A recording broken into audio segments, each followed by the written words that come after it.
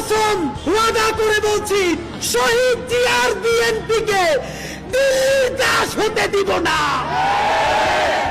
জামাতে ইসলামী স্পষ্ট মনে রাখেন, সাইদি নিজামীদের জামাতকে ভারতের দাবিদার হতে দিব না।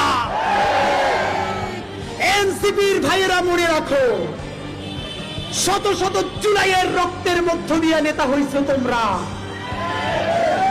যদি এই জুলাইকে বেঁচে দিয়া দিল্লির দাসত্ব করে ক্ষমতায় আসতে চাও, হাসিনার চেয়েও ভয়ানক পরিণতি হবে। আল্লাহর কসম ওয়াদা করে বলছি, আপনার যেই সন্তান কবরে গেছে, তাদের আরো যদি 100 ভাই মাটির উপরে থাকে, সেই 100 সন্তান ইনকিলাবের কর্মীরা। ইনকিলাব মঞ্চের অন্তত একটা কর্মীও বেঁচে থাকতে খুনি, ফ্যাসিস্ট, কোন হত্যাকারী আওয়ামী লীগের পুনর্বাসন চলবে না।